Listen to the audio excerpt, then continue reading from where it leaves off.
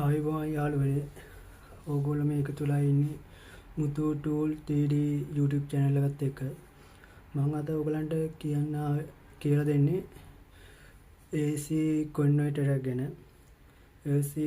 AC converter තියෙනවා තව AC DC converter තියෙනවා DC DC converter මම දැක්කලා නැහැ සමහරට ඇති ඕගොල්ලෝ මේ ගාව එම තියෙනවා නම් මට මේ කමෙන්ට් එකේ ෆොටෝ එකක් දාන්න මම අද කියන්නේ AC converter කියන්නේ මොකද්ද AC converter කියන්නේ සමහරට ගත්තොත් දැන් අපි මේ ලංකාවේ ඉන්නේ ලංකාවේ තියෙන 230 240 ගණන් තියෙන්නේ දැන් පිටරටක ගත්තොත් තියෙන 110 දැන් අපි 110 මොකක් හරි භාණ්ඩයක් මේ එක්ක ටීවී එකක් නැත්නම් වොෂින් මැෂින් එක ලංකාවට දැම්ම පස්සේ ඒකේ අපි තියෙන්නේ 110 110 හරි 115 හරි දැන් අපි ලංකාවේ ඒ කරන්ට් එක ගන්න ගියොත් එක්ක ඒ අරයන් ටීවී එකද මැෂින් එකද නැත්නම් කම්පියුටර් එකද ඔක්කොම පිච්චෙන්න පුළුවන් ඒක නවත්තන්න තමයි මේ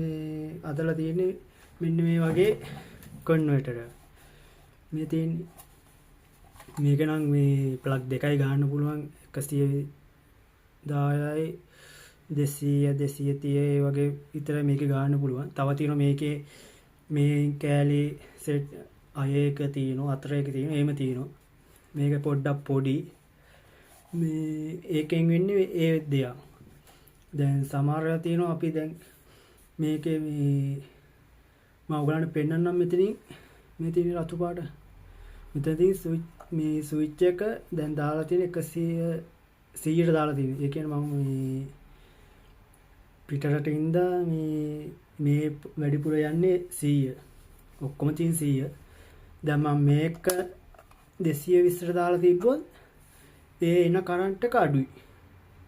ඒ කියන්නේ සාමාන්‍යයෙන් ගත්තොත් දැන් 220 මොකක් හරි ටීවී එකක් තියෙන 220 කිමුකෝ 110 නැතුව 100 නැතුව 220 කිමුකෝ. එතකොට මේකේ දැන් මම මේ රටේ මං ඉන්න රටේ දැම්මොත් පේන්නේ නැහැ මොකද ඒ කියන්නේ මේ ඔන් වෙනවා ඔන් වෙනවා කියන්නේ මේ ඇතුලේ මේ පිච්චෙන්නේ මොකුත් නැහැ ඉතින් මේ කියන්නේ හරියට මම දන්නේ නැහැ පිච්චේ ඒ කියන්නේ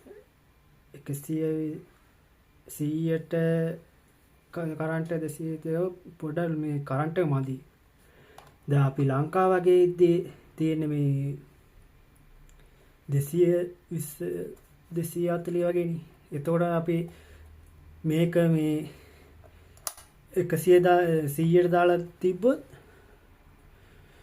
මේ එතකොට එන්නේ මේක මේ පිච්චෙනවා. හොඳට කල්පනාවෙන් මේ තියෙන ස්විච් එක අනුව බලන්න ඕන ඔයගොල්ලෝ ඉන්න මේ රටද නැත්නම් ලංකාවද තියෙන කරන්ට් මොකක්ද කියලා බලලා මේක හොඳට ඔළුවේ තියාගන්න ලංකාවේ නම් මේ 220 දැම්මට ප්‍රශ්නයක් නැහැ. සම්පූර්ණ ලංකාවෙම තියෙන 220 නේ.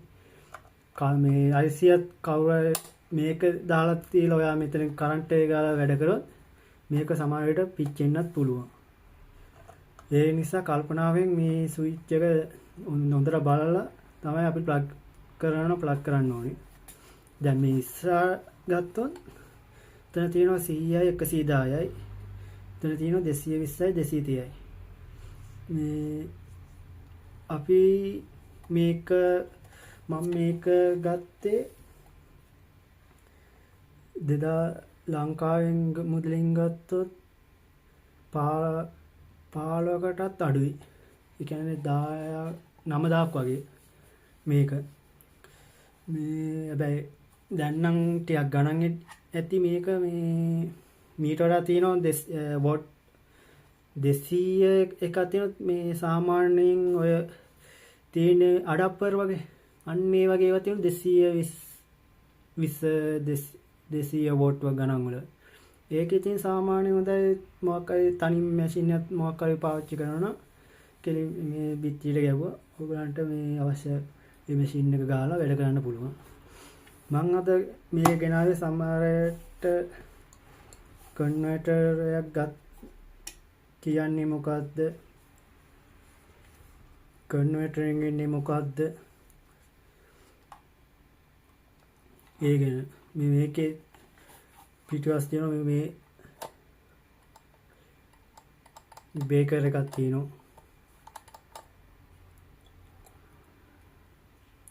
මෙතන සමහර ඒවාල් තියෙනවා. මෙතන ස්විච් එක තියෙනවා. ඉතින් මේ ඇත්තටම මේක මම ලොකු දේවල් වලට නෙමෙයි මට සාමාන්‍ය මම මේ ගත්තු අරන් යනවා නම් ඉලෙක්ට්‍රික් බඩුවක් ආයිසේ 120 110 වගේ තිබ්බොත් ලංකාවේ පාවිච්චි කරන්න බෑනේ. ඒකින්ද තමයි මේක ගත්තේ. අපි දැන් ඕනනම් මේක ප්ලග් කරලා බලමු. යන්නේ කොහොමද කියලා මේ වැඩ කරන්නේ.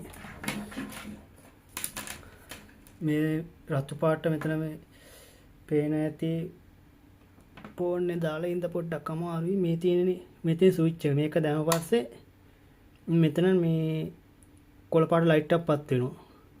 ඒ ඉන්ටිග්‍රේටඩ් ලයිට් එක. මේ මෙතන මේ පැත්ත තියෙන්නේ 100යි 110යි. මේ පැත්ත තියෙන්නේ 220යි 230යි.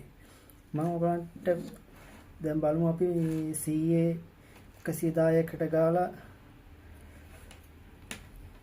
මේ තියෙන්නේ මේ 100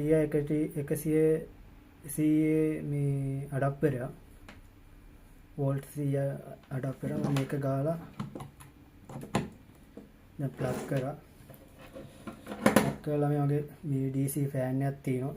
මම ඔයගලන්ට මේක වැඩ කරන ගාලා පෙන්නනවා.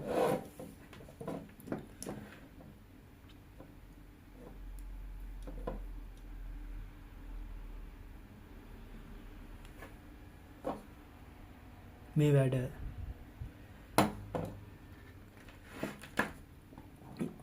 ගලවලා දාමු.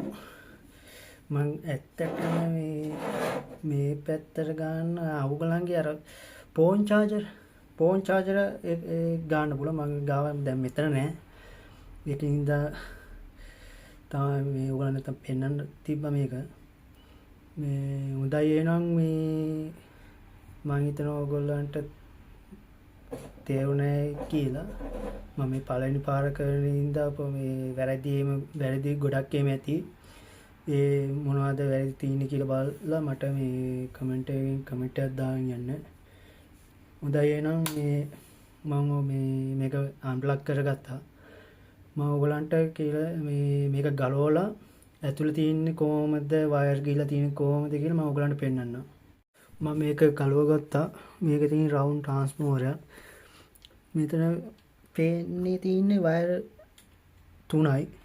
ඒ තුනෙන් මේක මේ පොඩ්ඩක් හොයා ගන්න අමාරුයි. පාට ඔක්කොම එක වගේනේ. එර්ත් එක රතු පාට. ඒකෙන් එක වයර් එකක් ගිහලා තියෙනවා මෙතන 110ටයි. අනිත් රතු පාට වයර් එක ගිහලා තියෙනවා 220යි 230ටයි. කළු එක කෙලින්ම ගිහලා තියෙනවා 220ටයි 100ටයි. මේ ඔයගලන්ට පේන්නේ මම ඇඟිල්ල තියලා තියෙන්නේ. මේ ප්ලග් මුකුත් කරලා නැහැ. ගලවලා තියෙන්නේ. කවදාවත් මේ හොඳට කල්පනාවෙන් මේ කරන්ට් එක ගාලා මේ කිසි දෙයක් අල්ලන්න යන්න එපා. ඊට පස්සේ ඔයගලන්ගේ ජීවිතේ අනුතරයයි. මෙතන මේ කළු පාට එක මෙතන 220ට දීලා ඊට පස්සේ 100ටත් දීලා තියෙන්නේ. මේ තියෙන එර්ත් එක මේ ඉනි වයර් එක තමයි මෙතන මේ එර්ත් එකට දීලා තියෙන්නේ. මෙතන එර්ත් එකටයි. ඊට පස්සේ මේ මෙතන ඔයගලන්ට පේන විදිහේ මේ එර්ත් එක මේ බෝඩියට කනෙක්ට් කරලා තියෙනවා. ඊට පස්සේ මේ කෙලිම මේ ස්විච් එක මේ ඔන් ඔෆ් ස්විච් එක මේ ඉන්ඩිකේටර් ලයිට් එක ඔය ටික තමයි ඉතින් තියෙන්නේ. මේක ඒ වුණාට ට්‍රාන්ස්ෆෝමර් වගේ ටිකක් බරයි. කිලෝ 1.5ක් වගේ බරයි මේක. හොඳයි යාළුවනේ මම මෙතනින් මේ වීඩියෝ එක නවත්තනවා. මේ එච්චරයි තියෙන්නේ. මායි අඩුපාඩු තියෙනවා නම් මේ ආයෙත් කියන්නේ මේ කමෙන්ට් එකක් දාන්න යන්න. තාම මගේ YouTube channel එක සබ් කරලා නැත්නම් සබ් එකකුත් දාගෙන ඊට පැත්තෙන් තියෙන බෙල් අයිකන් එකත් ඔබාගෙන යන්න.